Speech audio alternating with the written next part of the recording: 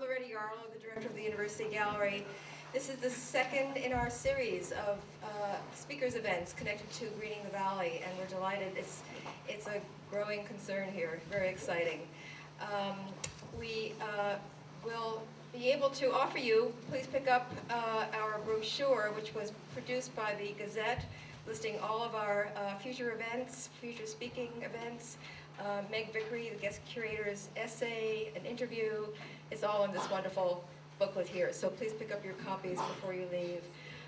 I'm going to immediately turn this over to Meg, who, as you know, is the heart, the mind, the hand, the soul behind the whole exhibition. We've been honored to work with her on this exhibition, and she has been masterful in finding some brilliant speakers.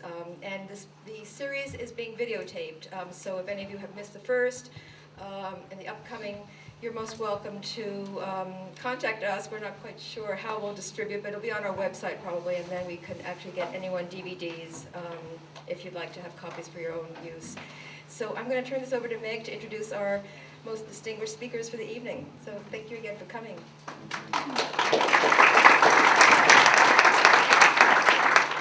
Well, this is wonderful to see such a great packed audience. We need a bigger room, I think.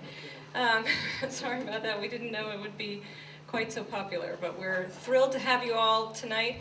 Our speakers all approach residential design from a variety of ways with great inspiration and innovation, but they all, at the root of their work, share a common commitment towards building sustainable, environmentally friendly buildings that are accessible to a wide range of people. And of course, this is what we desperately need as we move towards a more sustainable future.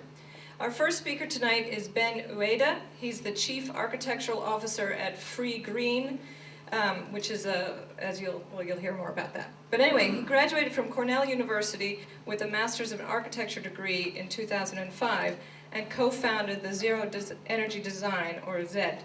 As a design principal, Ben focused on sustainable housing projects, both in the US and abroad. Ben's interest in designing sustainable housing for developing nations has taken him to a multitude of countries, including Nigeria, Dominica, and Panama. In 2006, he was asked to speak before the Prime Minister of Dominica about the possibility of using environmentally sensitive building practices to revitalize the local economy. He's received an award from Autodesk for Zed's professional commitment to sustainability through the design of the built environment. His work has appeared in notable publications such as Architectural Record, Popular Mechanics, and Solar Today. He's also made a television appearance on HGTV. He's taught in the architecture departments of both Cornell and Northeastern University currently, and during his time as a visiting lecturer at Cornell, he developed an original curriculum for teaching architecture students how to critically evaluate sustainable design strategies. Ben has worked to address social issues such as homelessness and environmental sustainability by integrating fundraising and coalition building techniques into architectural practices. Never one to shy away from danger, he's dedicated a period of time to living on the streets of Brooklyn, documenting various aspects of the homeless condition. This endeavor is part of an ongoing campaign to address some of the deficiencies of permanent shelters. His experience has also inspired the documentary film A Hole in a Fence. His work has also most recently been featured in E! Magazine and treehugger.com. So, without more ado, you want this or this one? I'll take this one. Everybody wants this one. All right, well, I'm going to talk a little bit about FreeGreen today, but before I do, I'd like to give you a little background about me and my partners, about how we got started with our interest in sustainable design and our experiences with residential design in particular. So currently there's sort of two companies under one roof, and one is FreeGreen and the other one's Zero Energy. So I work with a variety of different disciplines. I think in our office we have, in addition to architects, we have MBAs, engineers, we have a couple of econ majors, I think. And we all met while we were at Cornell University, and we did the project called the Solar Decathlon. This is the first house that we built. It was a lot of fun. We built it ourselves, which was an interesting experience. It had all these sort of cool utopians, ideas about sustainability. The entire landscape was edible. We had nutrition students work with the landscape architects and work with the horticulture students, and they actually designed not just this sort of garden, but a whole meal plan, and so the garden would provide food at different times of the year. We did cool things like grass couches. It produced enough electricity, not just for the house, but actually to power an electric car as well. All the interior materials, bamboo, hemp, all that kind of good stuff. And so we had a lot of fun, and we decided that we liked working with each other so much that we should start a company. So the natural extension seemed to be starting an architecture and engineering firm. So this was one of our first big projects. It's a house on the Cape. It is, this is the type of project that often gets published as green, and certainly it has solar panels, geothermal, all the sort of bells and whistles that you would associate with a green design. But it's a 6,000 square foot second home for very wealthy people. So we were in this sort of weird situation where, I mean, as a young design firm, you're not going to turn down a commission like this because it was great and it was a lot of fun to design it. But it really didn't feel like we were really saving the world by designing the residential equivalent of a hydrogen-powered Hummer. But nevertheless, it was we got to experiment with some technologies that we hadn't worked with before. In particular, we got to see how effective geothermal can be at certain scales. We got to do a lot of, and it led to publicity and more projects. It's a more well-reasoned project.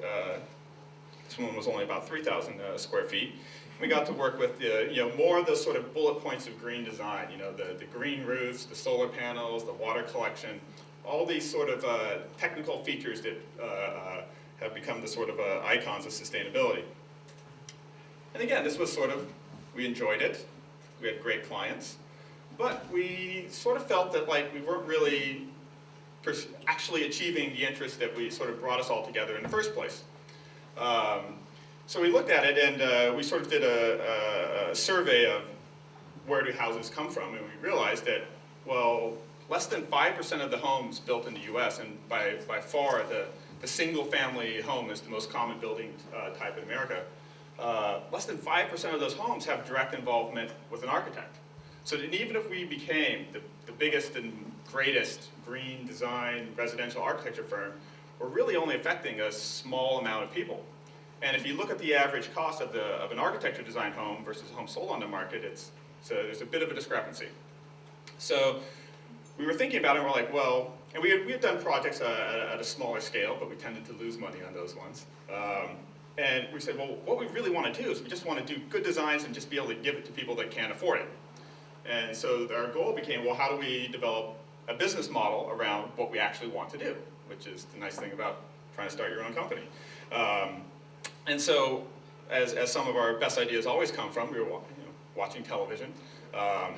And I think I was watching Lost, and I was like, wow, this production value is just incredible. There's explosions, they have broken up airplanes, they have this huge cast. And it's amazing that, yes, we pay our cable bills, but this is free entertainment. And now, of course, it's not really free, it's paid through product placement, commercials.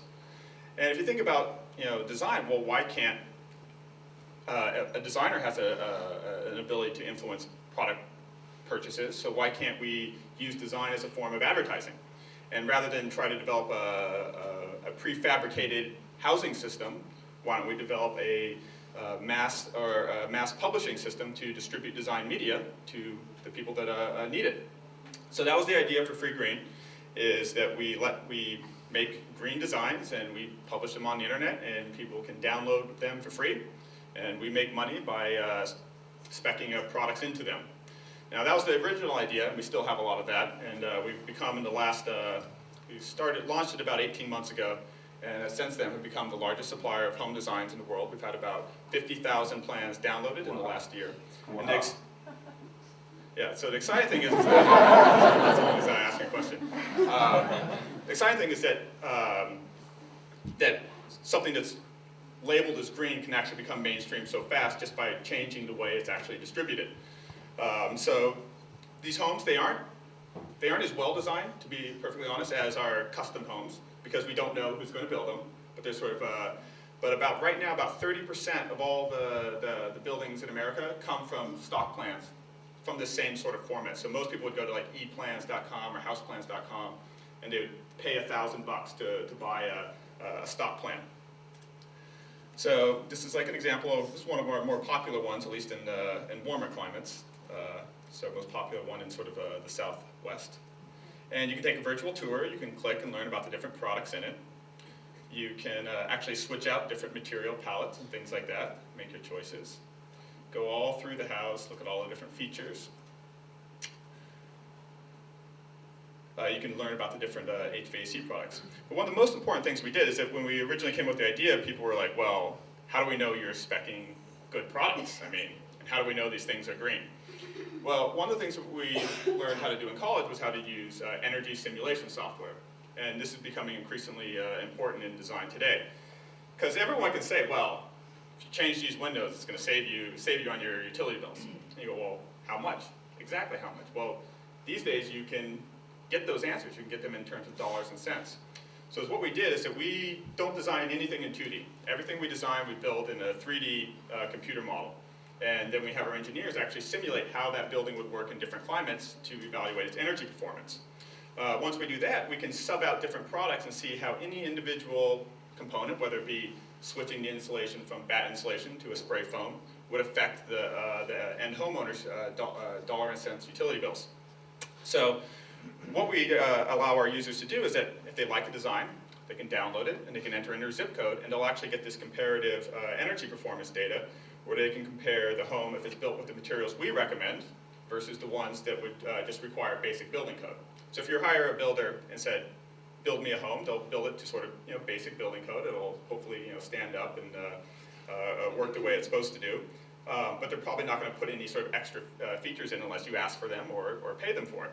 So this way you can actually see how these little investments in product upgrades will actually save you money each year. These are some of our homes. We have modern ones. We have traditional ones that are popular and nearby our office. This was a fun one we did recently. This one we got priced out actually at about, I think this one was priced at about $180,000 in Massachusetts. We get a lot of people that sort of want sort of smaller modern homes because it's hard to find those types on eplans and houseplans.com. And again, you can sort of take the tour and see what it looks like before it's built. But one of the other reasons why we think this way of working is really important, and this is sort of a nice addition to our sort of custom practice as well, is that it's very difficult for architects to fund research, to fund innovation. I mean, because most of their clients don't want to take on that capital overhead costs. And so this way of working, where we're sort of working with investors and then sponsors, allows us to actually spend time researching and teaching ourselves how to do design details better in a way that doesn't become a particular burden to any one of our individual clients. Which I think almost any practicing architect will tell you is a rare opportunity. So you can actually download the construction documents. In addition to prospective homeowners, we get a lot of developers and small builders downloading them as well. One of our largest downloaders of the actual sort of CAD files, the digital files, is other architects, which use our details, which is great. It's sort of a viral way to spread a progressive design. So we'll build this whole database of different design details. And we love that we have a business model that actually incentivizes us to share our work. It's really funny that when we're doing custom design, you tend to want to hoard your work. You don't want to show it. You don't want anyone else to steal your drawing sets because it gives them a competitive advantage. And it makes sense from a business perspective to do that. But if you're all trying to help design green buildings, from an ethical standpoint, you want to share your ideas. You want other architects to build good buildings too. And so the exciting thing was that we actually found a financial incentive where our advertisers, they love it if we share details. If we show a rain screen detail with spray foam insulation and a staggered stud system, they love that other architects are looking and seeing it and being exposed to those products and combinations that work really well in different climates. That being said, I should also note that all of our design details are all third-party approved, so we hired the Building Science Corporation to verify and make sure that we're living up to everything that we say we're doing. Another question that we get quite often was a bit of a tricky point for us is that, well, green design, I mean, how do you deal with passive solar? How do you deal with orientation? I mean, these buildings need to be sited to specific conditions in the site. And so we have a lot of sort of documents in our drawing sets similar to these. So we sort of divided up the US into different zones, and builders can see that if you're in one of those zones, you should put shading devices on the appropriate facades. And we'll give like a little sizing chart relative to each one of those zones so they can actually get dimensional information and size them very quickly. And we've also found that this is, I guess I thought there was one more. We found that this is actually really critical for making sure things happen. A lot of decisions actually happen right on the field, and they don't necessarily always call the architect to check in. So the more you can actually put the information directly into the drawing sets, which is sitting in the back of their truck, the better we found the results are. One other thing, which I guess I left out that slide, is that we also include a LEED checklist. Not the biggest fan of LEED myself, especially when it comes to residential, but there's a lot of interest in, consumer interest in it.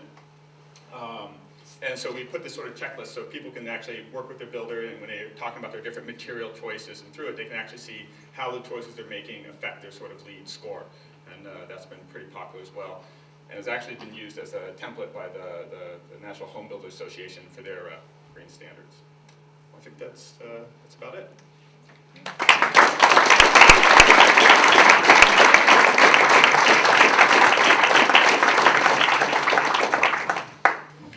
Wow. Okay, well, moving on. Thank you, Ben. That was fantastic. Really interesting. Our next speaker is Mann. She is an associate professor of architecture in the Department of Architecture and Design here at UMass, where she's been teaching since 1995 and was awarded tenure in 2001. She's a Harvard Graduate School of Design educated architect whose award-winning projects include the Women's Rights National Historical Park, the MIT Media Lab Brain Opera, and the Salamander Restaurant in Boston. As a principal of RK Studio Architecture, she received a Progressive Architecture Young Architects Award in 1993 for the innovative nature of her practice, and she continues to work with a variety of new materials and unusual design applications. Over the years, she has taught a variety of courses here, from architecture and interior design studios to furniture design and advanced design theory. As the Architecture Program Development Committee Chair, she's led the effort to establish the Master's of Architecture degree here at the university and to develop substantial program innovations. She's served on a variety of local and national boards and is an active member of the AIA. And you can see designs for her home and another home she's designed here in the exhibition. So, over to Ray. Okay, thank you very much. I'm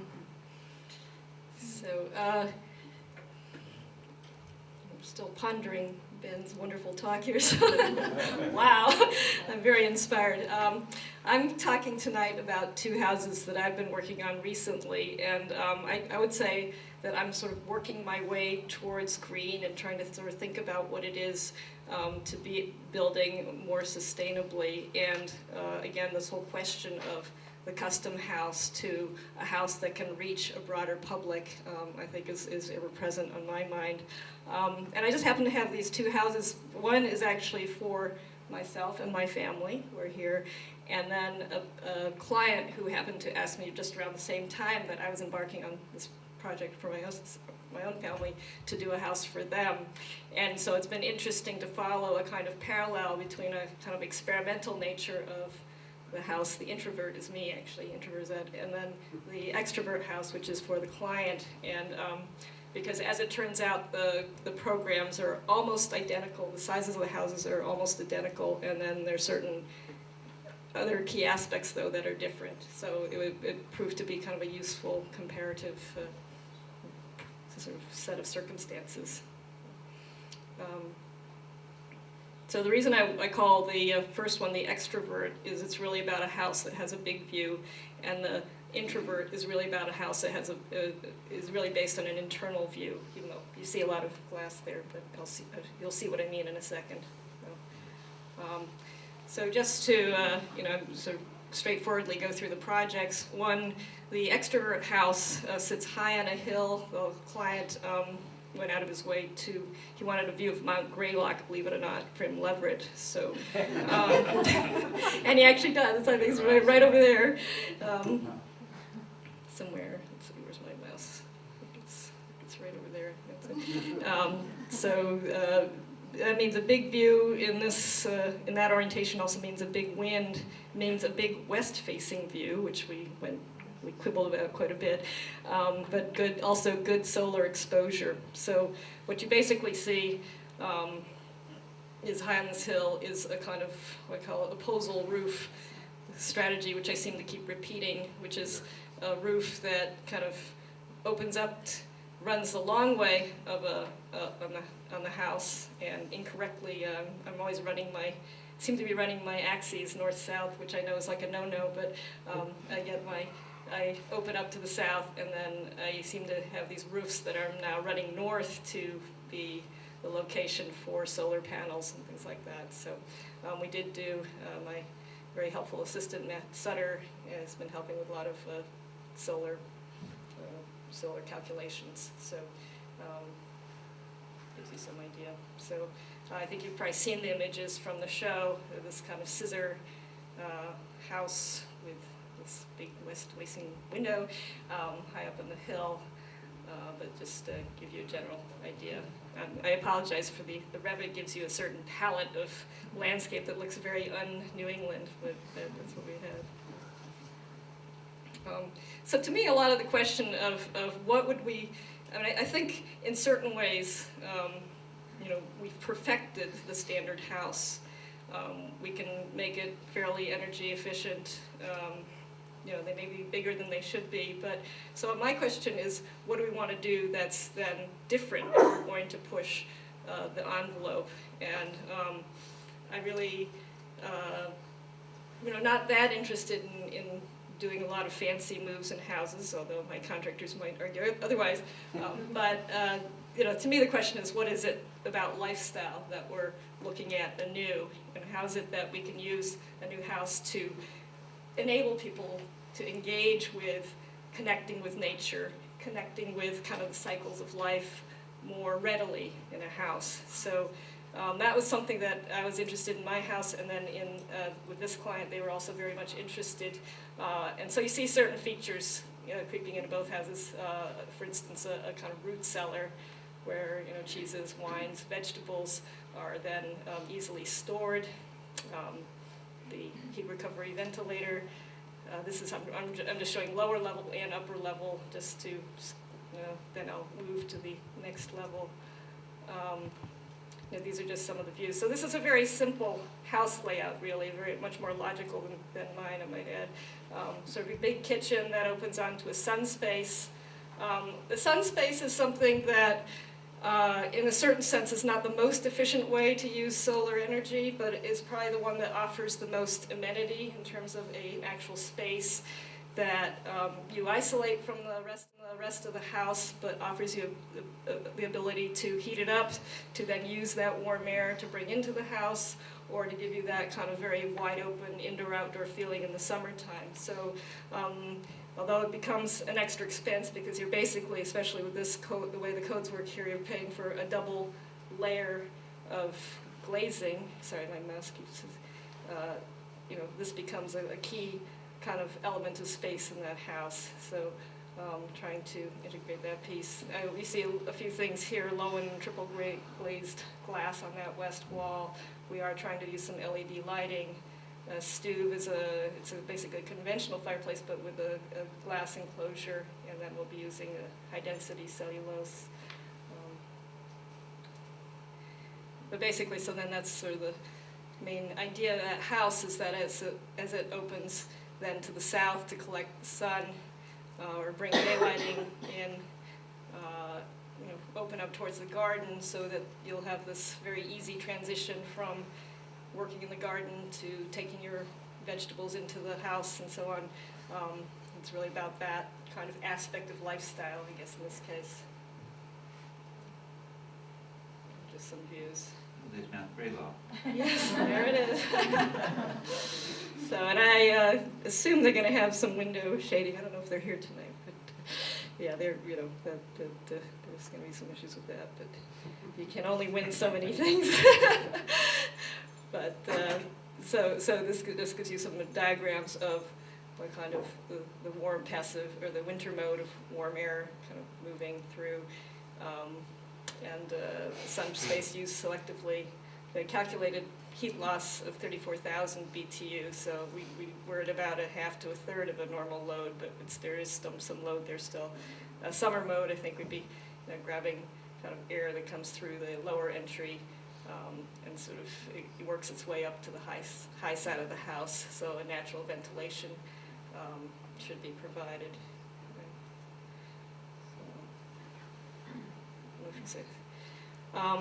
So moving to the introvert house, Maura house, this was actually a project where we decided to buy 6 acres of property, which could have 5 lots on it. So it happens to be much less about a big view. It's much more wind sheltered because it's part of an old sand quarry. And it also has its own tree border as a consequence. But in the midst of that tree border was pretty good solar exposure. So, and I've worked on a number of fairly complicated houses. I did do a fairly large, very green house before this, and I decided that, again, sort of like Ben, you know, yeah, it's great, we're saving, you know, their heating bill's $1,500 a season, but I also sort of feel like maybe I'm getting old, but that I'd like to be able to visualize an entire house in my head and not have it be more complicated than that. So I realized that as I worked on this house, it was like a piece of origami where I just wanted to be like a simple few folds, and that was it. So I got very involved in trying to make a kind of a very regular, although not so regular plan. So it's the old, what's called the old Dickinson pit.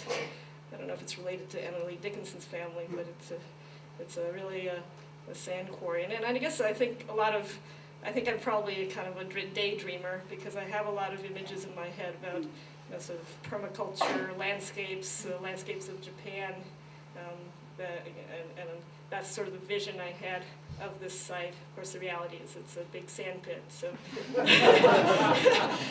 very, Make a difference. yes. So we're hoping that we can transform that. It would be a lifetime project, probably. So we had as a kind of common driveway that we brought in. Took a year and a half to work it through Amherst zoning to get it approved for various things. We had, you know, many complications along the way, but we finally got approved. So we have, what you see is 4 houses and then a 5th lot, which my colleague Kathleen Lugosh is designing a house for there. So we're very excited when it was finally approved, and they've been doing, the site work is now basically complete. Is that on East Pleasant Street? Yes, East Pleasant Street, yeah. So if you see like this giant... Big sand pit? Yeah, it's like, you know, the earth is getting raised over there, but in fact, it's just, they're moving the sand around. So we do eventually, my mouse want to, basically I sort of arrayed the houses along. I tried to pull the driveway kind of along the north, so there's this nice steep embankment that we can plant, and then a sort of a meadow with an infiltration basin, so we can do some sort of capture the water on the site. And we actually also do we're serving the town stormwater outflow on the property as well. We hope eventually to, you know, plant wild berry bushes and chestnut trees, American chestnut trees. So again, this idea of the opposal roof. We actually ended up with the most shaded site, so I've sacrificed the most, but we have the sort of biggest, most interesting bit of land at the end there. We get about, well, enough to, I think, calculate about $500 in savings on hot water. So the introvert aspect of this house is, and maybe it's probably most luxurious aspect, is that it has a retractable screen roof courtyard at the heart of it. So I think, again, with my sort of Pan-Asian sort of roots, I've sort of been thinking about the fact that there's so many so much time of the year that we could be outdoors, but we're kind of not, because it's either buggy or a little bit rainy or a little bit cold, and that this kind of space, there's a tradition of porch spaces, but to really have a porch or kind of green space at the heart of the house seemed to be something that I really wanted to try to achieve, which is a tricky business because, of course, the realtors don't regard your using quarter of your house for porch as a particularly advantageous real estate idea, but I wanted to achieve that, and my husband particularly wanted to try to have a lemon tree in the heart of the house, so that was his sole requirement. So I am using a product where sort of these sliding doors that can kind of retract all along that inner face of the house. These are relatively high performance windows, so we're getting a reasonable performance. And so being my own client, in a sense, is a kind of laboratory, because I've thought about it for years, all the kind of real realities of houses, which is the stuff, the junk, the dirty dogs, the dirty shoes. And this is what houses are about, and we can make them look beautiful, but in fact, what they have to serve is the stream of the intense, constant activity of our lives.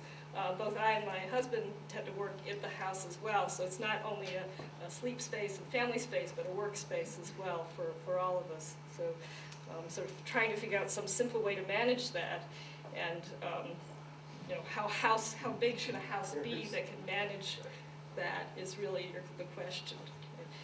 So here, again, the house is about 3,600 square feet,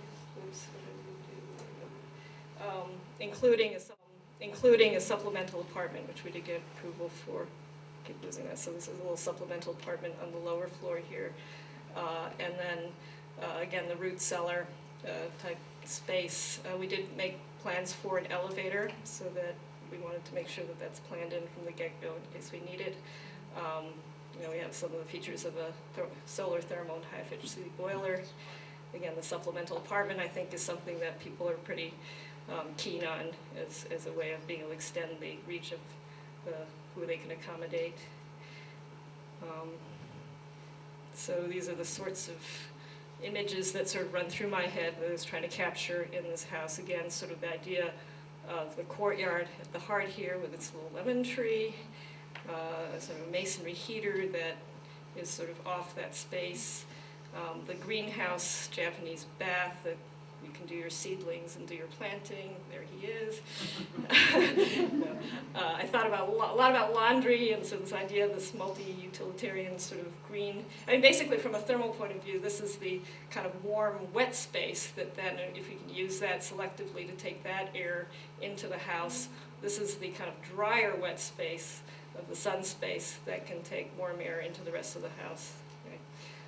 And I'd love the masonry house to actually be like a hole in the floor with a fireplace, but of course the code doesn't allow that. But this is sort of the view of the house. Sorry, it's kind of revity because the masonry hearth looks like a kind of a big bunker or something, but it's. Sorry, Matt, I didn't mean to. That's not an insult. But this is the idea of the space that the timber is harvested locally at some great trouble. A lot of the mills are shutting down now. I used local red pine. This is from Leverett. Got cut, got peeled. We cut beams.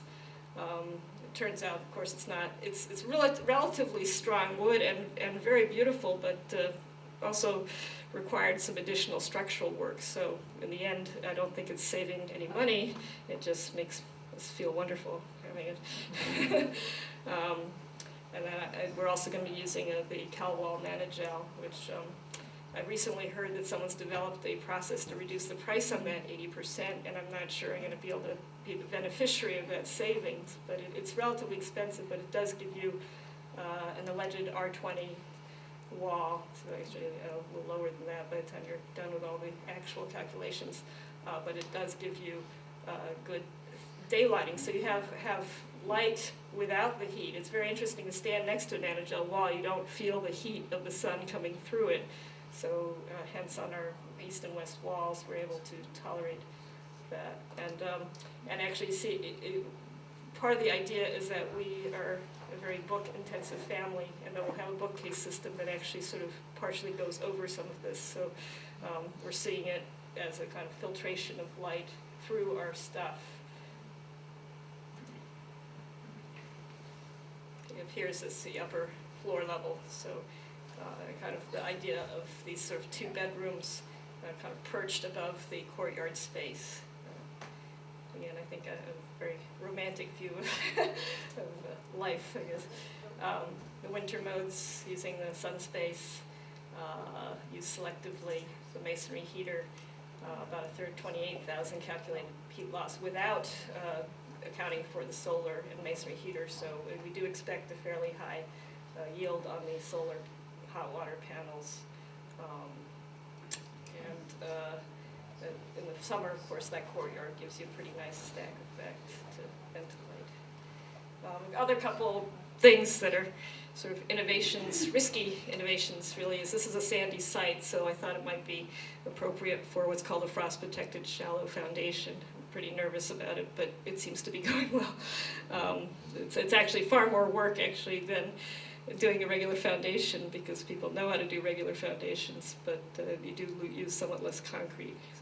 But it actually was suitable for this with a timber frame structure. So we're also using a fiber cement-based SIP, which is also not very widely known, but offers some very significant performance. I had it tested at UMass. Still a little nervous about it, but I think it'll be interesting to see how. And I very much look forward to having the opportunity to use materials like this if I think they work for other kinds of houses, maybe not quite so eccentric as that. Anyway, this is the painting by my daughter that some people know that my husband wrote this book called 1491, which is underpinning the foundations of this house for sure. And, that's our new dog, so thank you very much.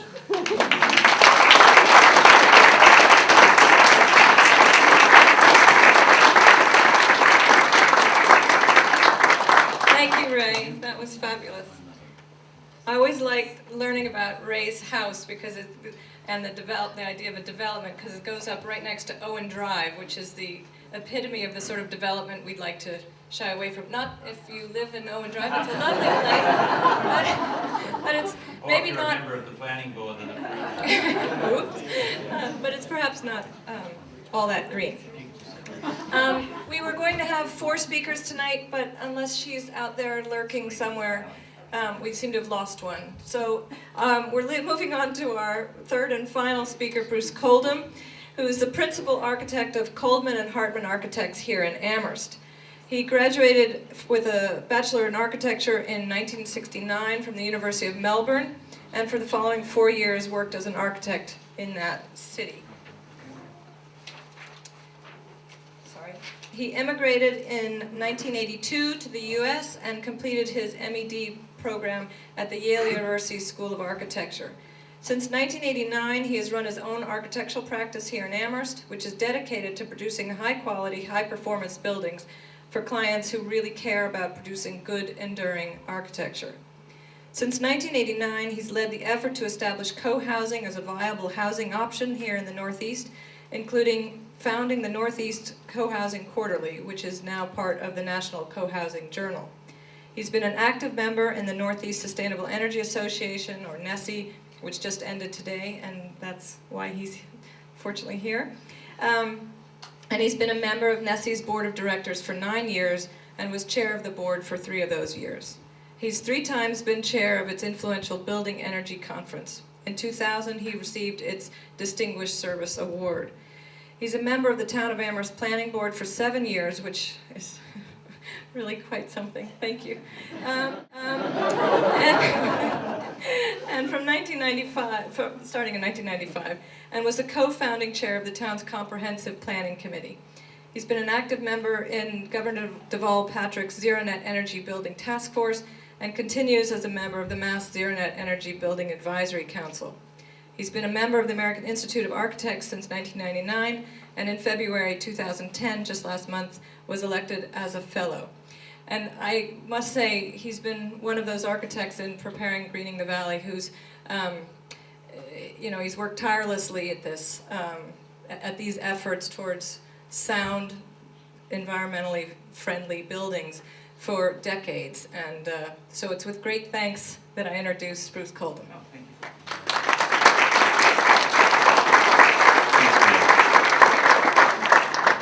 I'm going to try and stand over here, and if the speaker doesn't feed right back and blast the front row to the back row, I'll stay here. So far, so good. I too was fascinated, Ben, with the energy, imagination, and audacity of all what you've put together. I've just come, as Meg said, from the Building Energy Conference, the NESI Building Energy Conference, which is a 35-year-old event that has morphed through the ages to discuss all this stuff in various ways. And I spent a good part of the last 2 days with the current solar decathlon team from Cornell. I was also from Ontario and also from Boston. So that initiative, which happens every 2 years on the Washington Mall, and basically makes the Smithsonian Institute the second order interest on the mall for a couple of weeks, has been producing a rash of young design professionals, which are really, about to kick the ass of people like me, and you can kind of see the evidence of that earlier. I'm looking at this slide here, and I'm noticing that it's rather magnificently vertically distorted from what I see on my screen. So if anyone wonders why I'm inclined to build chimneys which are hugely tall, I'm wondering the same thing. So I approached this a little differently. Meg, you sent a question sheet around. I'm not usually very obedient, but this time I thought, well, those are interesting questions. So Meg had 3 questions, and I took them and I put them, and I thought I would spend a moment on each of the questions and see where that gets us. So this is a slightly different approach than each of the other 2, which I guess is okay. Maybe if I hold this a little closer, you can hear me. So if Ray's going to push the buttons, thank you, Ray, that will be great if you just push the button. So this was the first question. What's the most effective means of changing the residential status quo? And I looked at that and I said, I have no clue. So let's think about it, though, because that's what Meg wants us to do. She doesn't expect the answer, she just wants us to think about it. And so, Ray, if you'd push again. So I asked myself, what is the residential status quo? Because I think you really need to know that before you can even begin to answer the question. And these were the 3, and anybody who wants to add 5, 4, and 6 would be fine. But I thought that from our point of view, I'm an Australian, so it's pretty much what I grew up with as well in Australia. It's a dispersed, detached, single-family units. That's predominantly what we've been doing for the greater part of the last 100 years. It really came into its own after the, well, let's not go into that too far. That's what I see as number 1 descriptor. Number 2 descriptor, no particular order, a blissful disregard for the cost of energy, and lots else, but really a blissful disregard. I mean, we have been pumping energy through this economy based on capital investment, drawing down capital, fossil fuels, for a good long while, so long that we have not really paid much attention to it. And now we could get into a discussion that could be informed by these energy anthropologists and so forth about what happens. And it seems to be just an automatic thing, that if you pump a lot of energy through the system, you get basically a sociological or a social impact of that. And the social impact of that is essentially the first descriptor. They're related. Number 3, underinvesting in durability and thermal integrity. And I think that's related too, because when you have a large energy flow through a system, you don't really care about keeping things. You are really organized around replacing things. So far from, this is a claim that I make, which I guess I could defend if pushed, far from buildings being too expensive, particularly in this country, I would argue that they are too cheap. We don't spend enough on them, and we don't expect them to last long enough, always wondering how far to take these things. I'll just make that assertion for the moment. Those 3 things. And I thought, okay, 3's enough. I don't need to go any further. So I stopped at 3, but you don't have to. So that's what I'm thinking about as the residential status quo. So what are we changing, and how might we change it? So Ray, if you push again. as Meg mentioned, I've had a lot to do, and so has my wife who's here, because she's had to put up with me on this, but in fact has really driven this as well. Co-housing in this country happened because a number of people thought it was possible and used the Danish model. Pine Street Co-housing, which is actually a neighbor of yours, well, will be a neighbor when you arrive, so we're already a neighbor and you will be soon, is a clustered community. It's not really a co-housing community according to the strict definition, because we don't have the shared common space in there. But that's a kind of response. Co-housing has really grown quite a lot in this country. It's an intentional investment in creating community, and it does so on the mechanism of shared common space. Shared common space, smaller units. If you want to share the common space, which is not a bonus space, it's part of your investment.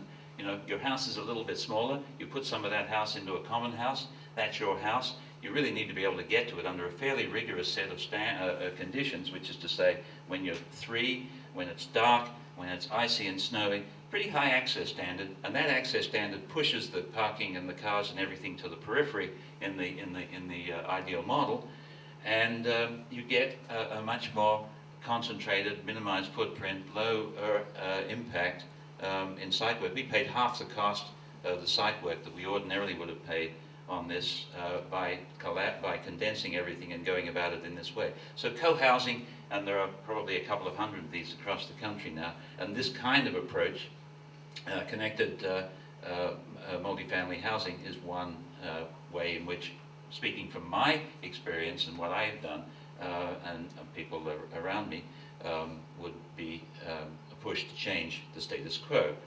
And next one, right, please. This is a similar effort. I don't live in this one. One can only live in one place once, more or less. So this is in Northampton, but it's another one in the area. And it's a slightly larger community, and one that we're quite proud of. It's won a few awards.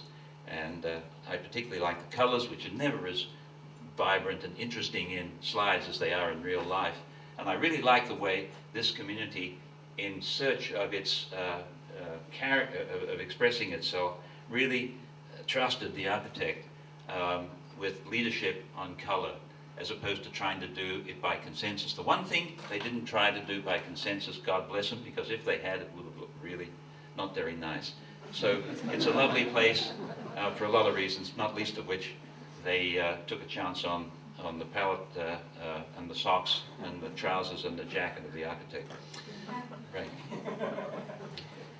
Another piece is reusing old buildings, reimagining, reusing, remodeling, repurposing existing buildings. There's a lot of them. Some of them are quite large. Some of them have uses, or had uses, that are no longer really viable, so we think about repurposing them. And this is a mill building that we're doing. And part of the repurposing here was to, the challenge was to make this for families. A lot of mill buildings, residential conversions of mill buildings, are for double income, no income, double kids, no income, what was it? Double income, no kids, right, thanks. And lofts and studios and work, live and all of that. This is for young kids and so forth, and the sense was, how do you create community in these places?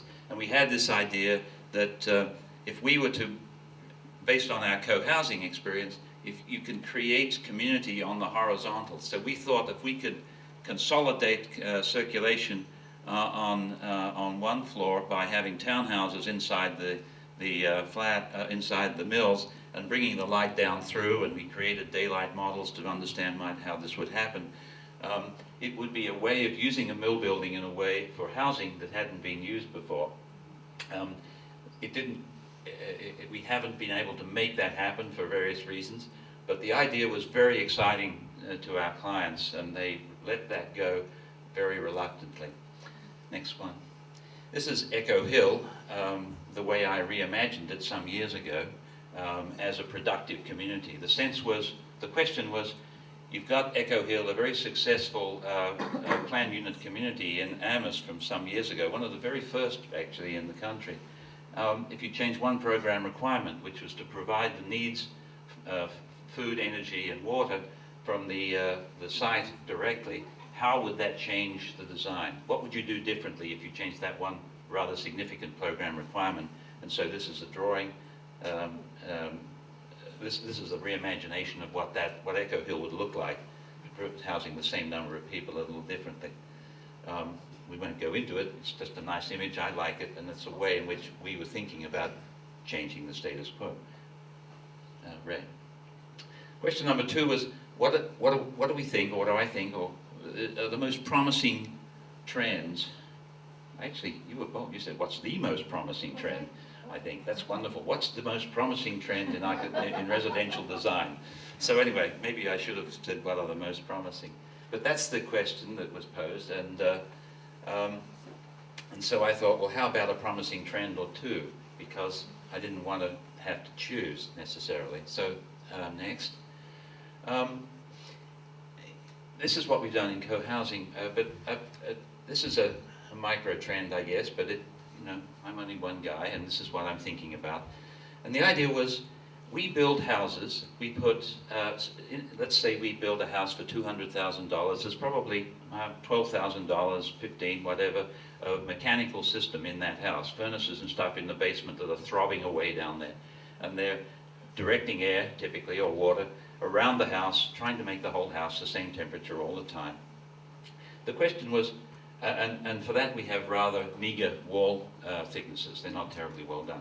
How much could we shift the investment from taking the money out of the furnace, turning it from a system of ducts and everything to just a point source space heater? So we changed the red here to a lot less red there. We changed the budget from I don't know, 12,000 down to 2,000. So we've got $8,000 or $10,000 that we can spend on making the walls thicker, making the insulation better, making the envelope tighter, making the windows better, and we can take the load down maybe 40%, 30%, 40%. That's a trend that we've managed to start at Rocky Hill, and then other houses we've done now, we've been much more successful based on the monitored experience of those third of the people at Rocky Hill that committed to that strategy. Right. Another trend, I think, in residential is just simply spending more on making the enclosure better. Energy is not going to get less expensive. It's also not going to get more plentiful. I think in my head, in my world, we have volatility in our future and availability issues. So designing our buildings for the post-petroleum economy is really what it should be about. I think that's 20 years off. Buildings we're designing are 100 years old. They're going to spend 80% of their life in a post-petroleum economy. As an architect, I think it's incumbent upon us, or me, to ask and answer the question, how is this building that I'm doing now going to survive in a vastly different resource economy? Ray? I think I'm going to push through this. These are some geeky slides, but basically they are studies and things that indicate that anybody who thinks about this empirically, quantitatively, and thorough and extensively comes to that conclusion, that we are underinvesting in our building enclosures by a considerable amount. We could double or triple or quadruple the thermal integrity of our building envelopes, at least in small residentials, not quite the same in commercial, but we're talking small houses here, at least I am. So we'll pass on that, and I think we'll, next one.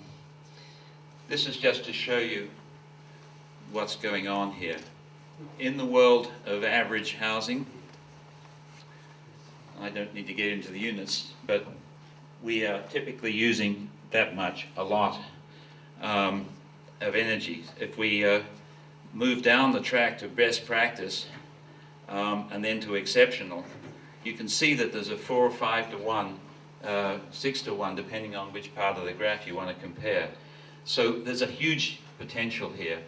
And if we think that we are currently a 5-planet or living society, and we need to get down to a 1-planet living, which is to say our share, we've only got 1 planet, so we should have our share of that. We need about a 5-fold, factor 5 transformation across the board. Well, the fact is that best practice is there. If everything was done the way the best houses are done, from a building standpoint, we wouldn't have anything like the problem that we are contending with at the moment. Right, please. Well, let's go. That's way too. Yes, I don't want to talk about that tonight. Well, it's basically saying, it's essentially saying that there's a big difference between 25% savings on things and 75% savings on things. One is useful, the other is transformational, and if you think about the percentages and remember what you were taught in, what I was taught, and probably you too, in grade school, you can figure out what it's all about, but it's a big difference. How does this approach fit within the broad context of sustainability? All right. I think about this, and I think I'm going to push hard and quick through this because I've already taken a little more than I expected to. But I think about this in terms of what does it take for us to really support ourselves? And looking back through time, not too far, and I can do this for me because I remember what it was like to live in Europe in the 1960s and 70s, and the level of energy that is. Maybe the next slide will put the red line back in. Yeah. This is about a 70,000 kilobtu per day per person budget, and the US is way up here. If we were to slide ourselves way back, we wouldn't be going back to a dark age. We'd be going back to a place we can easily imagine. So these 2,000 watt society, one planet living, 7,000, whatever these metrics are that describe an aspiration for a lower energy society, which is what I think how we begin the thought and thinking about sustainability, it gets us to a place where it's not hard to imagine because we are already in our recent history there in certain places in the world, places we visit. Right. I think I'll just let that sink in a little bit. It's the same kind of thing, just differently said on that graphically. And I've got one or two more, I think. I did a little exercise just to figure out if we wanted to support ourselves at that level, how much how much PV would it take? And I just use PV because it's much easier than calculating how much these other renewable options would take. And it's, next slide. I think I figured that it would take about 1,500 square feet of PV for each person, or let's say 4,000 or 5,000 square feet of a PV array per household to run society at that level. I mean, that runs the trains, run the mills, run the military, because of course, hopefully at that stage would be like Andorra and there won't be much. And so that's a big area, but is that too horrible or impossible to imagine? That was the question. A lot of people have done these kind of exercises, and I thought I wanted to do it for myself, just so that I would have a real feel for it. It's really a good idea for those that are in the business of this to think this through in your own terms, and then you'll be able to be critical of the broad array of data and information and stuff and thinking that's out there. And I think that the next slide is the slide of the Mumma house, which is one of the houses that are out there. But this is a house that attempts to be a zero energy house, and the conversation about zero energy houses is an interesting one too. But we are engaged in thinking about what the relevance of zero energy houses is. How does it fit into the future of society and so forth? Is it just a preoccupation by some highly motivated, quirky people, or is it really a part of our future? I tend to think it's a part of our future. It might not be all of our future, but I do think it's a part of our future, and I won't go further than that. Thank you very much.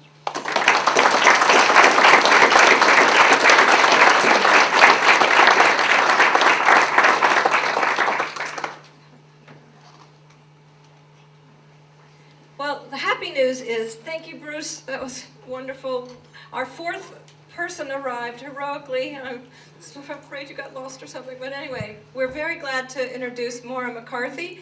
She is the co-founder and vice president of sales and marketing for Blue Homes, which is a private company dedicated to providing healthy, affordable, and eco-friendly houses.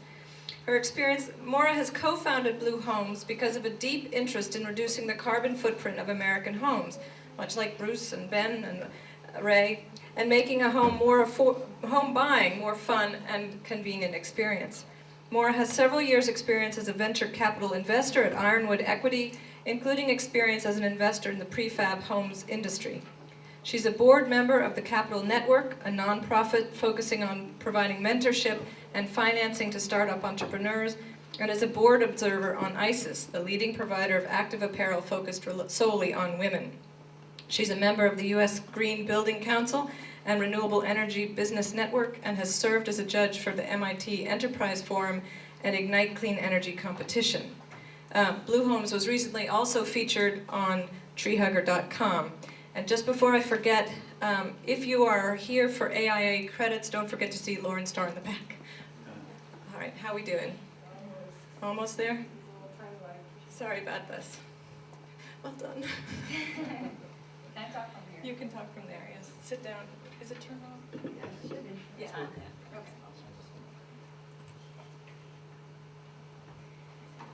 I got lost in Northampton. Oh, no. I guess I should have realized this was in Amherst. But I swear if you Google the Fine Arts Center, it goes to Northampton.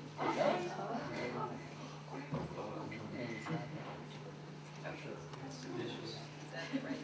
I think it's this E-Drive here. Or remove, yeah, one of them. Or the, nope, the sorry, the Murray District. Okay, so this sustainable architecture. Yep. I just want to be able to access that file. Okay, great. Okay. I'm going to flip-flop a little bit between some files that actually show some of our technology. And I know Ben at least really well. It's nice to be on the panel. I'm sorry for my ridiculous lateness. Let's see. So I guess I will do the slideshow view, but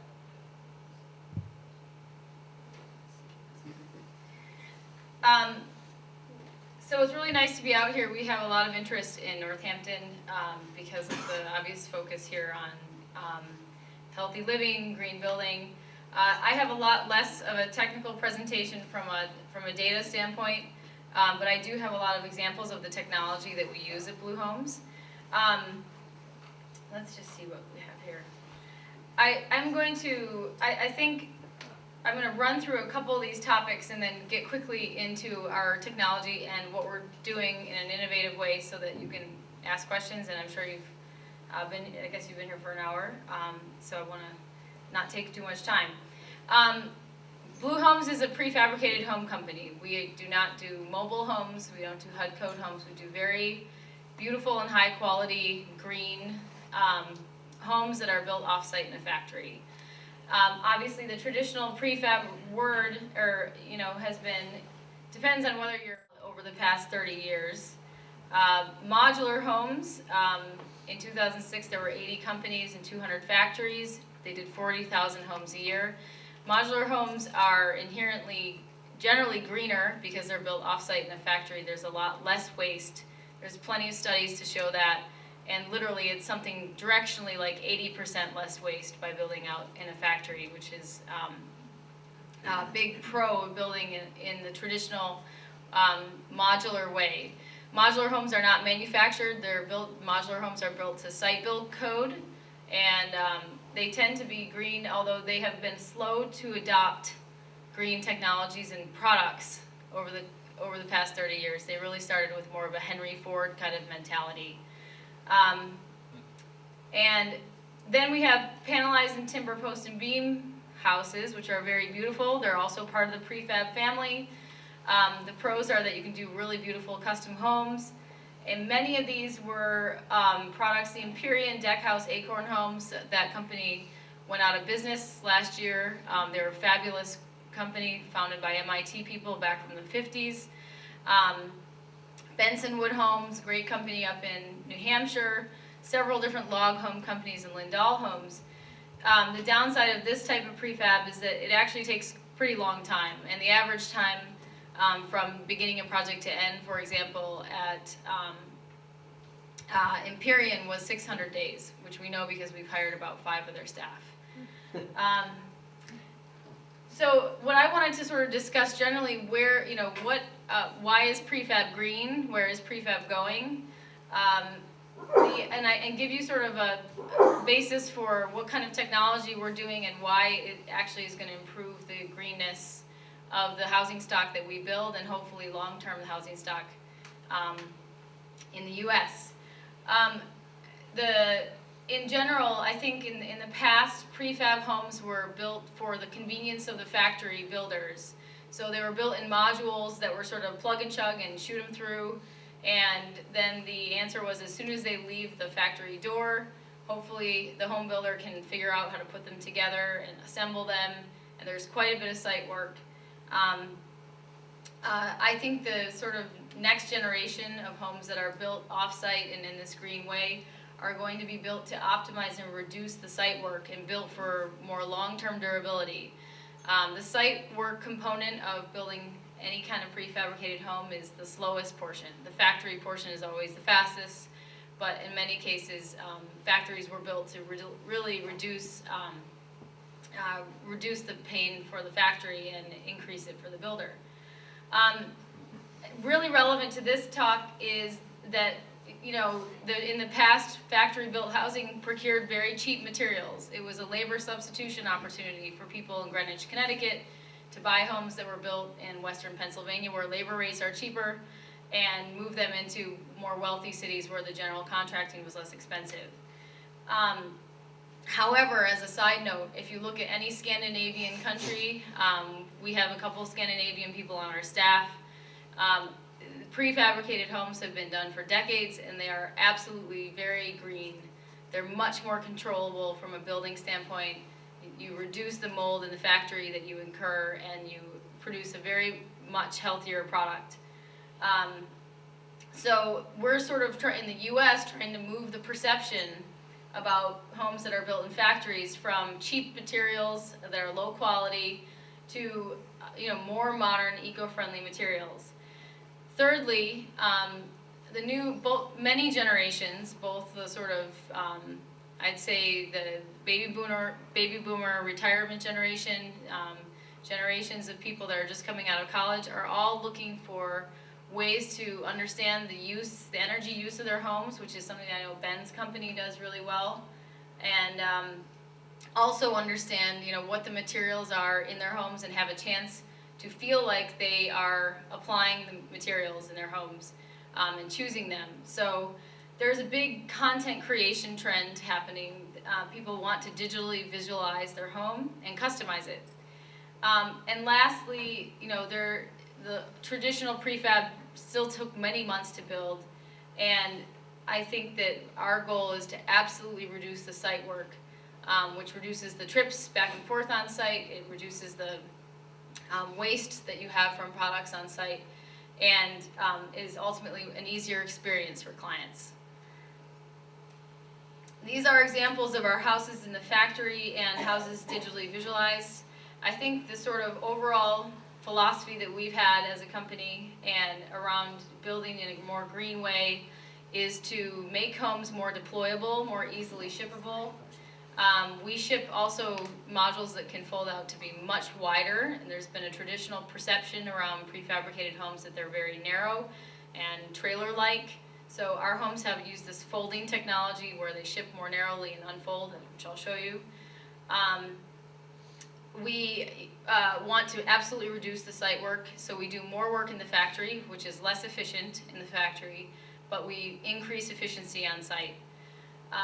And the radius of our factory is much bigger. We can ship to Los Angeles, which we've done for $5,000 or $6,000 per module. And ultimately, fewer shipments reduce pollution, and the steel and wood hybrid frame that we use to do all this folding has a whole pile of benefits, particularly around earthquakes. I feel like I've been focusing a lot on the kind of on our company and the technology and prefab.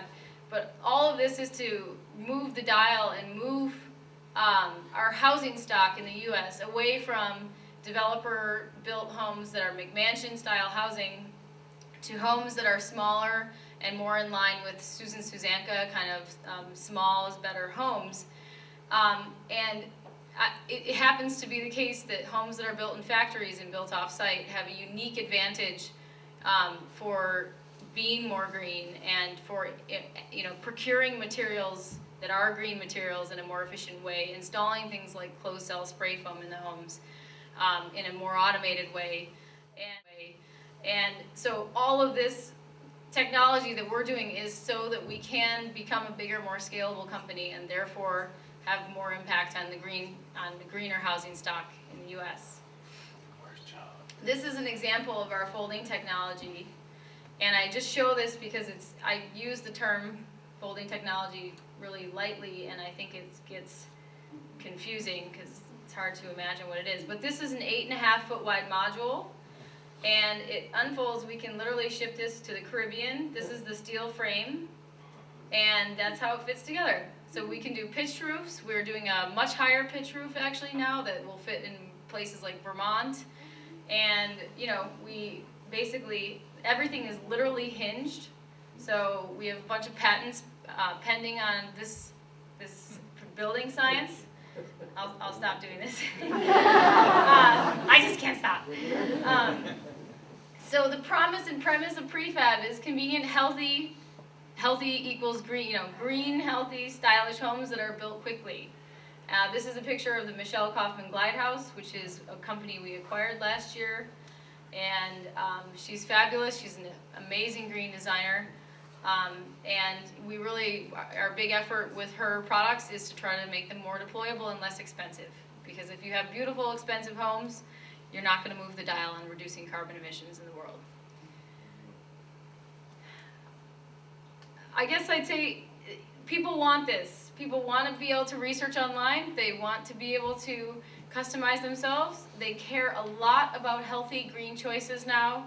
It's the same thing that makes us buy Whole Foods, which we weren't doing 15 years ago, is the same set of macro trends that are making people more thoughtful about their homes. And that includes lighting in the homes, beauty. I could go on and on. We have thousands of slides about this stuff, but I think overall, making a beautiful home that is fast, that people can visualize, and where the company that you're buying it from is the company that is both building it, shipping it, and installing it, is a big, I think, focus of ours, and I think it's what's going to make prefab more workable in the U.S. So small, interiors that feel large. This is an interior picture of the MK Lotus, which is a small unit. There's just little elements like, slightly angular walls. She used a product called Nano Walls in her houses a lot, which are very beautiful but expensive folding doors. And people want to be able to customize. So, these are some examples of, when you're building cars online, and you can actually now go and figure out where you want the seats in your minivan to be set. In the same way, you can customize your shoes now online. You can literally get the colors you want, get your name put on it, get it shipped to you, and these are your Maura McCarthy Nike shoes. So I wanted to show a couple things, and then I'll stop, that give you a slightly more real sense of what we do that's green and innovative. So let me do one thing here.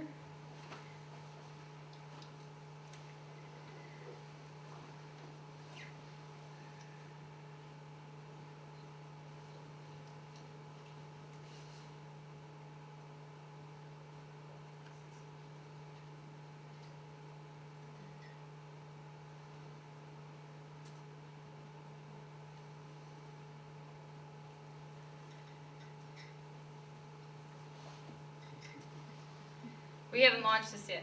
Oh no.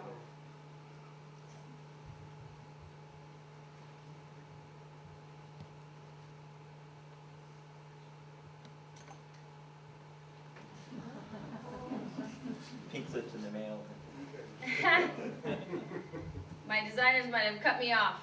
I can show you something else. This doesn't work. Oh, that worked. Yeah, I don't know how that happened. It wasn't a capital. So this is a little slow right now. We have not released this yet, but this is our Origin, which is a very small unit. This is meant as an ancillary structure, a secondary home, a little cabana. And what we're trying to do is to allow people to literally go in and choose what size they want. Again, this is very preliminary. Our real version that we're going to launch is in 3D. It's way cooler. But for now, it literally allows you to see what it costs to build the house, and it literally allows you to play around with the floor plan. So you can add different kinds of bathrooms. You can kind of build your floor plan and build the cost of the plan. On the left-hand side, you can see what's happening to the cost of the product. Let me go here. You can add walls, cabinet dividers, make a separate bedroom. This is our smallest version, but we are relaunching. We're going to launch the actual real version of this in, I think, end of April. But what I wanted to show you a little bit was some of the finishes. So what we tried to do here is to give people, we kind of have an 80-20 rule. We do not do, we always use closed cell spray foam. We always do high efficiency HVAC, and we always use high quality windows that are not going to allow, that are U value, directionally U value 0.3 or lower. But we want to let people be able to afford these products. So we have really eco-friendly cabinetry. Let me just go to what I mean here. Eco-urban cabinetry is very high quality, it's super green. It is more expensive. So we are tending to use super energy efficient appliances. We're typically just using Whirlpool appliances.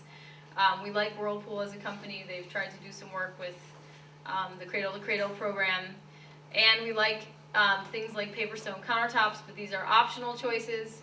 If someone wants to go in and see, literally what kind of faucet I'm going to have or countertop, you can kind of dive in and look. We are using a fair amount of IKEA products. We are also trying to allow people to visualize and see which green elements they want on their home. And I think there's just I think that in order to really move the dial on carbon emissions in the world, one needs to start developing products that will be adopted at some point by a bigger market. So I think we have, we built 8 homes last year. Actually, some were small commercial units. We expect to do about 25 or 30 this year with about 40 sales, and hopefully double that in the future.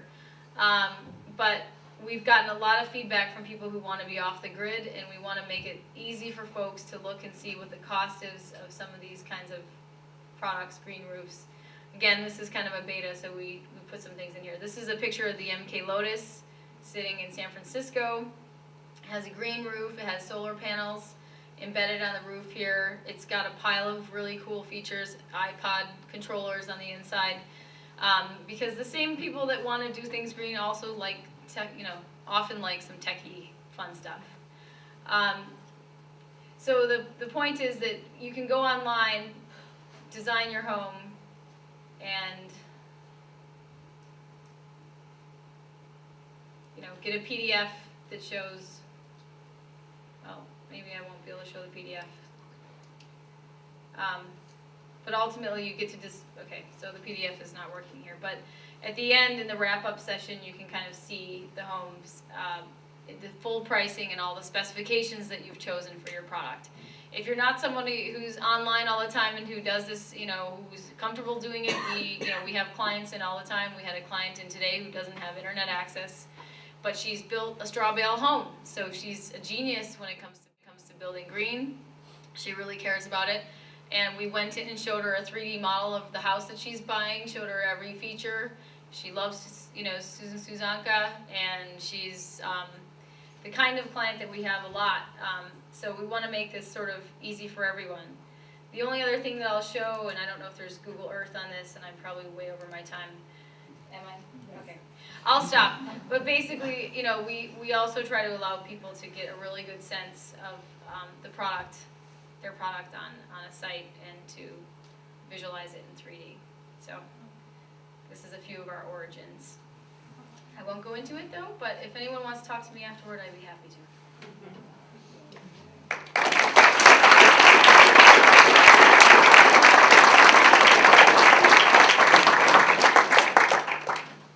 Well, it's been fabulous, and thank you so much. I'm so glad you made it from Northampton. And I know we've run over time, but if people want to stay and ask questions, we're welcome to take some questions if you have anything you want to follow up on. Anybody? I can follow you. Wait, I'll come back to you. What about maintenance like cleaning? What is green cleaning? Cleaning your house. Sweeping? Anybody want to address? Well, there's a few issues to that. Generally, it's considered one of the main factors is occupant health. So it would involve using materials that don't require toxic chemicals to clean them. It could also mean detailing a building in such a way that it minimizes places for mildew and stuff to form, which also contribute to occupant health. Green, you could also take the approach where you're actually looking at the downriver effect of the different cleaning materials and products that you use in the home. So you design a home that's easier to clean, which means it's easy to clean with just basic soap and water, and people aren't using the really hardcore heavy-duty cleaning products. It could be a more green home because I was thinking more like vacuuming, like a vacuum Central system. vacuum. Oh, I think the story on vacuuming is the implication is that there might be carpet somewhere. The healthiest option is to get rid of that carpet, and the healthiest option of all is especially to get rid of it in the bedroom. I agree with you. You still have to. I use central vac for dusting. Right. Actually, my clients in Leverett are going to have a little chute built. I guess this is a new thing where you have a little chute built in your kitchen, and so you can sweep and then just kind of throw it in, and that makes sweeping much easier. And I wanted to actually make my house hosable, but then the plumbing makes that a little difficult. So. I want the little hole in my house. Thank you. This is for all the panelists. A lot of the designs that each of you showed today were very non-traditional, both inside and out. And a lot of the people I talked to seem to be resisting green homes right now because they don't like the modern look. How do you combat that attitude and continue to be able to deliver green products to a public that's resisting modern architecture? Well, first of all, we don't combat anybody. Our site's about 50-50 traditional designs versus modern designs. Maura brought up some good points is that if you're looking at sort of launching these types of endeavors, you've got to look at who are the early adopters. And a lot of those people tend to have sort of a more modern taste. So what we found is that the people that are most likely to go a little bit beyond what the conventional consumer's doing tend to have more sort of a modern taste. They're often people that are moving from an urban setting into, to start a family or something like that. They may be used to sort of apartment living, more of a loft style, and they don't like traditional American homes that have waste space on dining rooms that they'll never use and have 4 bedrooms when they're only going to have 2 kids and things like that.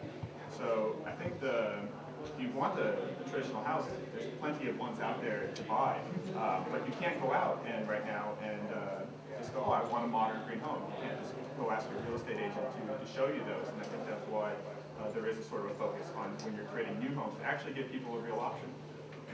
I would just say that I think we need to build much more traditional homes, and our issue is we hired architects, and all architects love these boxes that you see here. So I think we have a lot of internal debates about, that is hopefully no architects here take offense to that. But our next couple homes are, we definitely started out with a lot of research, and part of the reason why we do at least some low slope homes as our first few homes was because we found a lot of people really want that iconography of a house. And our next couple of homes, we're doing a kind of a chalet kind of house, which is like a modern Swiss chalet shape. It's at least you get the shape of the gable roof, and so you'll meet code in Nantucket. You know. I think I'd simply contest the observation. I really don't see any correlation between modern or any particular architectural style and its capability of responding ethically and appropriately to the environmental constraints that we have to. There's just none at all, really. I don't think so. I would just encourage you not to worry about it. It's really not an issue. Do you want to? I mean, there's no connection between creating a building that's green and the architectural style that it I'm not trying to reflects. suggest that green homes have to be in modern design. It just seems that very often the companies that are designing the green homes are designing them in a modern style, and there's a lot of people out there who would love to have a green home, but who have trouble finding one that I think you their just have a neighbors look won't at laugh at. There, look in Solar today, for example. There's a distressingly large number of very boring-looking ordinary houses. Well, speaking of old houses, this is all very interesting, but when you're thinking about existing infrastructure, smart growth, and the need to kind of reinvigorate existing neighborhoods where a lot of the housing stock is 100 years old and older, but has a tighter footprint than a lot of the suburban sprawl and makes a better use of infrastructure. This is really interesting. I'd like you to organize something that talks about retrofitting and working within some of the existing urban patterns and mill housing stock that we have so much of in New England, and yet people always say, oh, it's cheaper to tear it down and build something new. But if you look at the whole thing about waste, it's not, I don't think it really is cheaper, but it's something that I think could use some more study. Yeah, absolutely. I'm hoping that the April talk about landscapes will address that to some extent too, because we have a terrible suburban problem, and we do have a lot of existing buildings. So it's not to, we couldn't get to that today, but I know Bruce has done a lot with retrofitting existing, right, and he's doing a fantastic one on Cottage Street right now, and so I think there is a lot of movement in that way. The key word of the moment which is arising is deep energy retrofits. It seems to have been coined by a few people recently. So Google that word and see what happens. Can you just repeat it? Deep energy retrofit. Okay. Deep. It's clumsy, but that's what we're calling it. All right. The National Grid have got a program out there, for example. We've got a discussion group of about a dozen people for the last year. It's a real challenge. I think a lot of people really do recognize the truth of what It's a challenge, and then there's the lead paint, on top of. Oh, there's a lot. It's difficult. That's true. The Obama administration is actually moving to make this a high priority. There's a new DOE has put out a call for proposals that specifically focus on the retrofit issue. So that's pretty exciting. Thank you. I'm just curious for Maura and Ben. Oh, I'm sorry. Oh, sorry, I didn't know. I don't know so much for you because I know you have a lot of blueprints downloaded, but I don't know what kind of data you collect or if you collect data at all from homes that are actually built. But for you, and if you have an answer for this, I'm just curious whether you do collect data on energy use and how you apply that to your designs and you for energy use and as well wear and tear in terms of whether you alter your designs. My short answer is we haven't been around long enough to have any good data sets, but we're doing, blower door tests on all of our products, all of our homes. And we actually are trying to adopt a software that actually is used by Living Homes, which is kind of like an online interface where clients can see the ongoing energy use of the house in real time.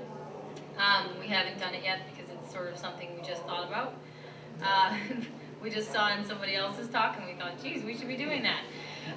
But it's a good point. Yeah, the way we normally do it is that we have the most data from the homes we've done from our custom design firm, so we've learned a lot from those, and it's easy to maintain the relationship with the client. We've only been around for 18 months, so you know, we have a couple homes that are downloaded early from day one and are completed construction, and we're able to monitor those versus the projected energy usage. The one thing that's sort of the impossible variable to always predict is how people use the home.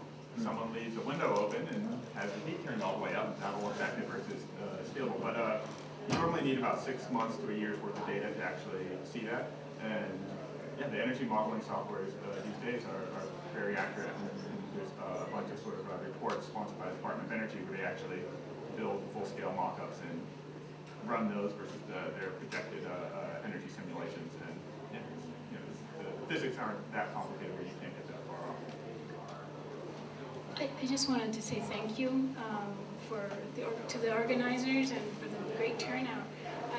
That's just encouraging in itself. I did come in late, but I also to dovetail the idea of retrofitting and all the beautiful ideas for green building. It just comes to mind over and over again as I go through the back roads that we're losing our wildlife and their habitat. Keep in mind that you can't really have a green building or a green community if we don't have proper land use. And I think Pine Street is one of the co-housing ideals is the tighter land use. But anyway, that was my main thrust, that we keep that in mind and work with our towns to protect our tracks so we do have some wildlife. Thank you. I guess so I'm interested in how we got here and the money behind why developers built the McMansions and how we've got ourselves into this mess that we're in, and what those factors will be moving forward into the future of sustainability.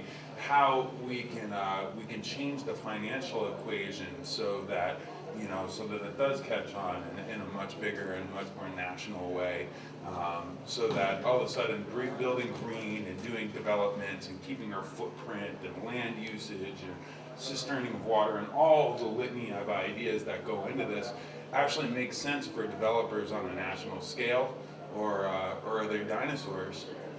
Or the Centexes are on the way out and these young companies are up and comings, or how do we inform those companies of how to move into the future? Well, I mean, I think there'll always be developed. It's basically, I think it's consumer driven. People wanted bigger homes. They didn't care about energy, and the developers made money off of that. You can blame the Toll Brothers of the world and say that they're terrible people. You could be right or wrong, but I don't think it's a really productive discussion to have. I think what is productive, the way our society works, is to say, how can we incentivize people to do things that are better? And I think, for as much discourse there is about sort of green technologies and how exciting it is to collect water and do all these things, but those really aren't culturally changing ideas of themselves. If we really want to get people to change their mind about what's important to them when they buy a home, you have to talk about a way that they actually value. So one way we found, and probably one of the most important design ideas we ever came up with, is that when we talk to clients, we're not just designing your home, we're designing your mortgage. And people say, well, I would love to go green, but I don't want to spend an extra 10 or 20 grand on my house. Well, you go, well, are you going to pay for that house with a giant suitcase full of cash, or are you going to take a mortgage out? You go, oh, it's a mortgage. So what if we're going to increase your mortgage payments by $100 a month. It's going to cost you more every month, but we're going to reduce your utility bills by $150 a month. So even though your house has a higher price, it's actually costing you less. And so it's those types of, it's communicating and relaying information in a way that incentivizes people to make better purchases and to demand that when they buy a new home. That's the way that we'll sort of shift and do that. But just saying like, we need to, collect rainwater, we all need to be green and live in small communities, that'll happen. That'll happen for really progressive people. But to get everybody involved, you have to make it make sense for what they value. How about the code issue? I mean, that being involved in regulations. Public incentivization, is only works if people take advantage of it. What's the issue with the code? You see the Well, code as just a saying progressive that, driver, just or saying, that everyone must have solar hot water on any new construction. But that's a dicey subject, because you're only as good as the people that are enforcing or that are actually writing the code. And often the most innovative and thoughtful people and that know the most about these technologies and where they're appropriately applied aren't always the people that are get into writing the new building codes. So yes, if we had all of our smartest and best and brightest writing the building codes, then maybe code would be the right way to do that. Well, on that particular example, when we were at the Governor's Zero Energy Task Force, we're considering exactly this proposition. But what that means is that you're essentially licensing, or not even licensing, but encouraging the removal of trees, because a very large number of houses are not appropriate because of trees. The idea then that we put a recommendation about tree removal, I can't remember exactly how it was drafted, but I drafted it, so I probably should. But it was, we left it out because we thought that that would be the death panel characterization of our report. Because even though it was very well intentioned, and if you read, of course, the way in which various things in the health legislation have been characterized, you can realize how dicey this stuff are, because things get turned completely upside down. And we figured that trying to facilitate solar access and so forth was a topic that time has not yet come, perhaps, because it involves values, as Ben was saying, that maybe people would challenge or misunderstand, or some insidious forces would mischaracterize. So I guess there's a micro piece of paranoia in there, but we felt we had to consider that sort of thing. So we're dealing with all of those kind of issues. But ultimately, as Ben said, when values say that solar access is more important than preserving trees at all costs, then that'll happen. There's a good example of something similar to that too. In Boston, they decided that they're going to buy all these solar-powered trash compactors. So the idea is that they compact the trash just like the public trash can, and so they don't have to empty them as often, and they're using green energy to sort of reduce their labor. Well, so they decided, okay, all over the city, we're going to use these solar-powered trash cans. Great idea, except they put them in a city which has tall buildings, and 50% of them, I walk by them all the time and they're in the shade. And that's the problem with when you legislate things, you have to do it really smart. You have to think of every possible thing how it could get misused and all the secondary ramifications, and that's why it can be pretty tricky. And in many cases, you can actually cause more harm than good by something that sounds as simple as like, solar power is great, everything should have solar power. I think the reality is, the sad truth is, in this country, we could simply solve a lot of it by raising our fuel prices and keeping them up. Yeah. Then the market takes care of it, right? Yeah. I wanted to make one comment on the developer point, because I think the big drivers of carbon use in the country are, transportation, housing, buildings, and if you really want to, if this is a question about carbon emissions, if you want to do something across the world, you should just forget about the U.S. and go to India. And we have 5 people right now we're talking to in India, and the housing, there are 45 million homes short right now. The housing shortage there, and so if you think about what's going to happen with carbon emissions, you need to think about developers, and you need to think about other countries. But in the U.S., I don't think the big developers, Centex, Pulte, Lennar, D.R. Horton, are going to change their ways. They're going to start doing Energy Star appliances and say they're doing something more green. The only way I think you can combat that is to do developments yourself, because in the Northeast and New England, we don't have a lot of developments, but most of the housing growth in the U.S. is driven outside of New England. So I think we are very focused on looking at some opportunities to do sustainable, small, more tightly grouped developments in other places. So, and I will say there was a big ka-choom, you know, when the market fell down and a lot of developers went out of business. So the good news is a lot of companies have lost share, they've lost, you know, movement. The biggest companies in the U.S. only, you know, the new Pulte-Centex combination only does 6% of the U.S. homes. So there's no one big mover and shaker. You just have to start, there's a macro level, I think a macro level change right now going on in people. So for example, we're doing probably a small development in Vermont. And the old developer that was there in 2005 was called Ginn Properties. Ginn did all the major developments in Florida, all the huge golf courses, all the big monster $2.5 million condo things. Out in Colorado too. And Ginn did stuff in Colorado. Ginn is basically out of business now. So, you know, now the company that took over from Ginn is a Canadian company. Very awesome, very green Canadian group of people that are out of Intrawest, which was another big developer. And this Canadian group is starting to take over all these land developments and say, okay, how can we do this more green, more thoughtfully? So I think you need to be playing in the realms, whether it's in India, you know, or whether it's in the big developer realms, if you want to actually impact carbon and energy use in the U.S. And I know that Ben's company has done a lot of cool consulting with some of the bigger developers, trying to move them toward, you know, using spray foam or, you know, calculating things on a monthly basis so they're not so deeply focused on the $10,000 investment they need to make now. But the good news is I actually think the recession has been great for the green movement. Absolutely. It's been healthy. It's like losing weight or going on a fast or something. You know, a lot of the big boys have gone out of business, and if you have a little resources, we've been fairly well capitalized at Blue, and we've been able to pick up a lot of assets and look at a lot of different opportunities that we would have been ignored at. You know, we would have been ignored by Ginn Properties or anyone who's doing something of that scale in 2005, 2006. Yeah, the developers we've talked to lately too, they're building slower and they're building more thoughtfully. So they know that there's a lot of housing stock on the market, but they make their money by building houses, so they're in this sort of weird predicament. So they're starting to look at things that normally they wouldn't, just because they're looking at that competitive advantage versus a flooded market. They know if they're going to put something new on the street, that it better be a little bit different than all the flood of housing that's already out there.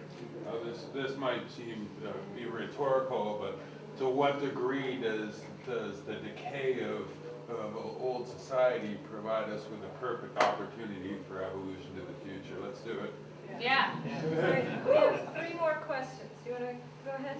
Thank you for the work that you're doing. My name is Cynthia Bly. I'm the Outreach and Education Coordinator for the Wisdom Way Solar Village, which is featured on panel 5 here in this wonderful exhibit. And I just wanted to let you know that I'm here, and if you have any questions, we have 5 homes remaining. I would be happy to answer them. Thank you. Janet? Thanks. Hi, I went to Greenfield last year for the first time, and I was blown away when I went in the marketplace and I asked them, where's your criteria for what can be shown in this marketplace? And there is no criteria. Anybody can tout their wares as green. And especially with you, Ben, I think your model was really interesting, but it's a slippery slope. I mean, I imagine vendors are coming out of the woodwork to you, telling you that their stuff is latest and greatest. And have you been able to create criteria, or is there some criteria out there that helps you assess and identify that level of greenness of the building materials?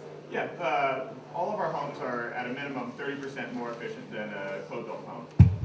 But generally they range from anywhere 30 to 60%, and that's without any sort of solar or anything like that added. So as long as we meet that baseline, they're all available for LEED accrediting.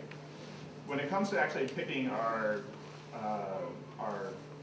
vendors, I mean, it hasn't been a problem because the vendors that want to sort of be associated with us tend to be the greener companies. So things like R-Control SIPs companies or bio-based insulation. They make a soy-based spray-in insulation foam.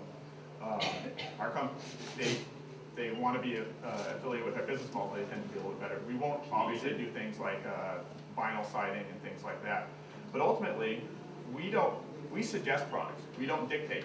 A client can switch out every product in our home, and our advertisers understand that. It's like picking up a magazine.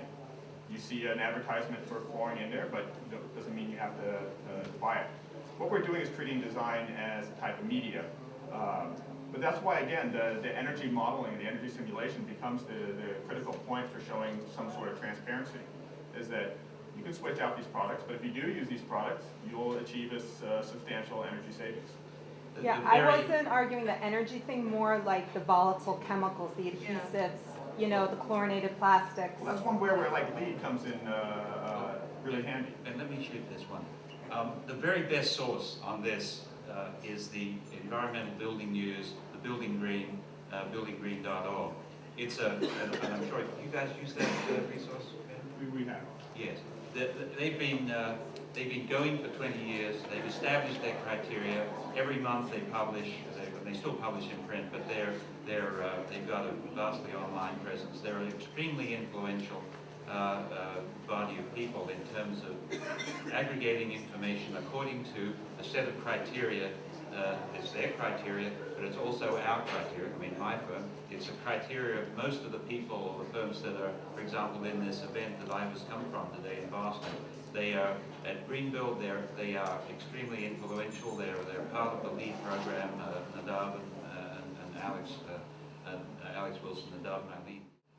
Alex Wilson and Nadav and Eileen. So there are organizations out there, and this organization above all, that are basically holding people's feet to the fire and doing it about as successfully as anybody. It's buildinggreen.com and Environmental Building News. And to follow up, again, we don't dictate the product. So the people that download our drawings have all sorts of different interests. Some people want a traditional home and they just want to be really energy efficient and they think the rest is sort of tree-hugging nonsense. Other people are really concerned about maybe allergies in their family and they want the perfect sort of hypoallergenic home with like amazing air quality. Well, we try to use third-party certification, things like LEED, as sort of guides to help them sort of pick and choose how much money they want to spend and how green they want to be. And anyone can say anything's green, and like the comment about the green build, you know, there isn't really a requirement for necessarily putting that as a label on your things. So ultimately, it's about sort of just offering consumer choice, trying to communicate quantifiable data when possible, and that's the most easy to do with energy. And then use sort of recognized third-party standards like if you suggested, or like LEED and things like that, to provide a trustworthy path to picking the things that are most important to you. Another question? Thank you. I'll try not to botch this. I'm taking a class right now that addresses some of the issues that we've talked about, called the economics of green building. And on the code issue, there's a study from the Cascadia region, the Living Building Challenge, I believe. And they address some of the code issues. They talk about how, first of all, it's too scattered among local municipalities, so you have political issues and so forth, and a lot of disconnection there. And then also, there's the fact that, I told you I'd probably botch it.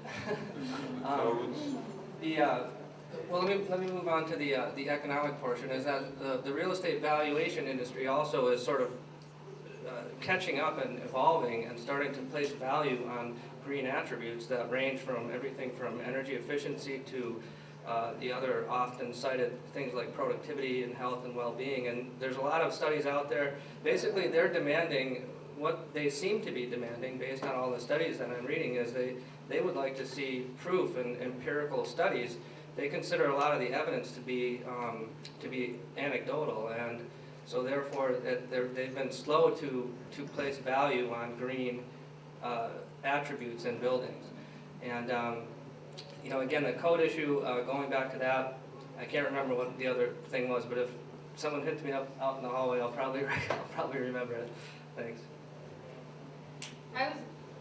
Well, I mean, I think the thing we have to remember is it is an evolving condition, right? I mean, year by year, you know, the standards are getting more rigorous, but we're also, you know, realizing, you know, one method that can be superseded by another product or another method that now is recognized to have better performance. So it's a constant process, but I think they're as Bruce is referring to them, there's tremendously capable people out there looking at these questions very hard now, especially after a lot of critique of LEED and the sort of checklist mentality.